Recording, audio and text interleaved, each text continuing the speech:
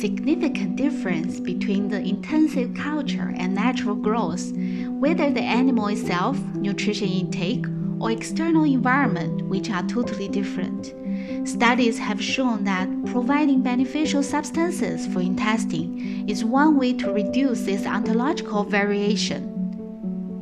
In comparison between breast milk and feed, we found that bioactive substances are key factors in healthy feed.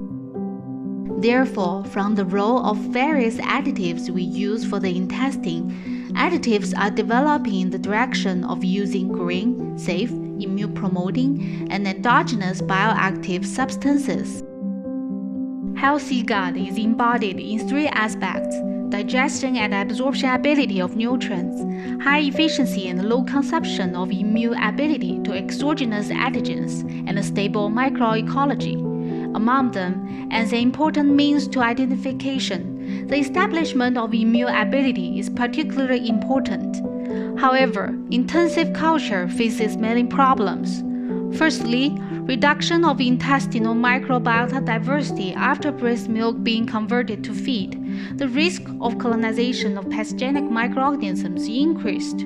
Secondly, development of intestinal mucosal immune organ lags behind rapid growth demand. Thirdly, inadequate secretion of intestinal immune substances such as defensin, SIGA, and etc. Usually, the intestinal microbiota diversity of pigs will gradually change with age, food structure, and environment, finally tended to be stable in adulthood. However, after weaning, as a result of various stress problems and extensive use of diet antibiotics, the intestinal microbiota diversity is lost, the number of pathogenic microorganisms increases, the thickness of mucus becomes thinner, and the risk of diarrhea increases. Macroscopically, after weaning for about 15 days, feed intake and daily gain return to normal level in terms of overall physiological structure. Intestinal creep depend and villus height gradually return to normal after decreasing as well. But microscopically, in addition to the loss of intestinal microbiota diversity, the cell population of intestinal mucosal immunity and related immune substances take few weeks to mature.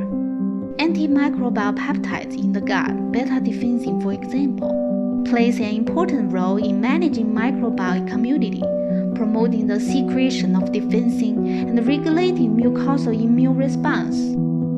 However, under a normal state, the expression of defensin in intestinal mucosa area begins at weeks 4 to 5 and is a gradual process. It can be seen that the immune system matures late after weaning, so the deficiency of immune substances is certainly. Defensin plays an important role through thickness. The crib is the area of normal intestinal growth point.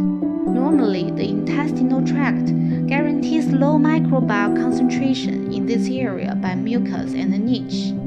However, in the infected intestinal tract of young animals, high concentrations of microorganisms can easily enter the shallow crypt and then further infect the intestine, which requires the secretion of a large number of defensin to neutralize the incoming microorganisms.